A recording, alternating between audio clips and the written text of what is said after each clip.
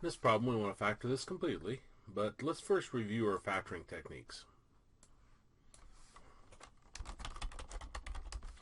Our first one is GCF, greatest common factor.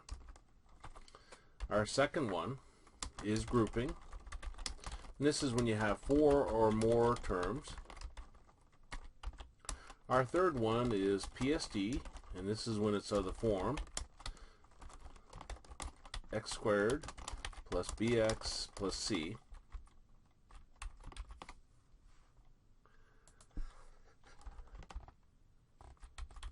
There we go. And our fourth one is key number. And that's when it's of the form ax squared plus bx plus c. Our fifth one is dots, difference two squares. This is when you got two terms with a minus between them. Our sixth one is the difference of two cubes. This is when you got two terms with a minus between them. And our seventh one is the sum of two cubes.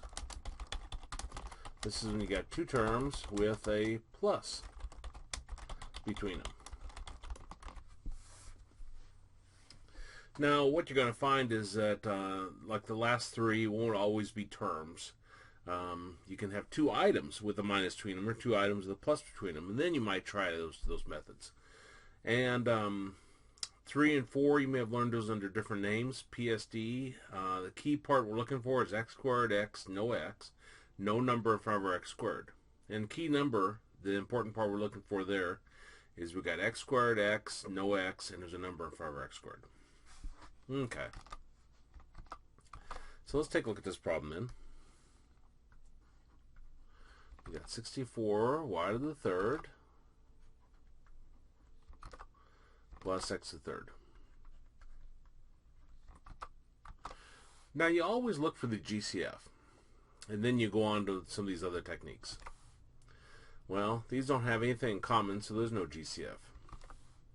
Groupings, 4 more terms, that doesn't fit. This is 2 terms.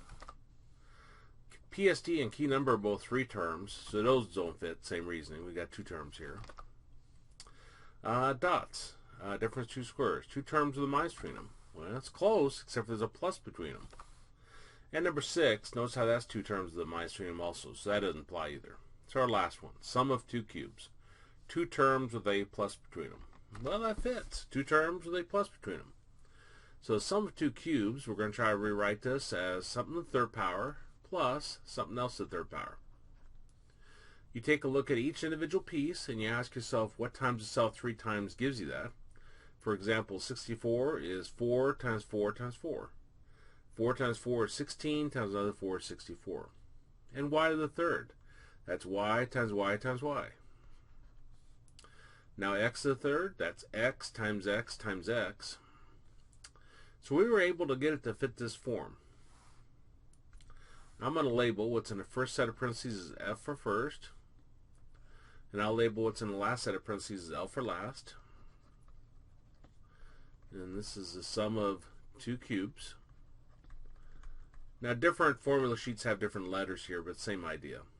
And the formula is F plus L times F squared minus FL plus L squared.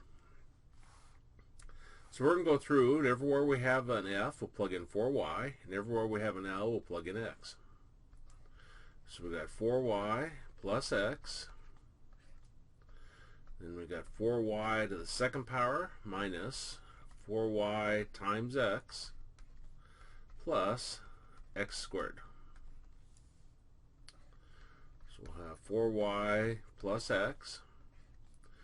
4y squared, 4y times 4y is 16y squared, minus 4y times x is 4xy, put in alphabetical order, and x to the second power is x squared. And this would be your answer.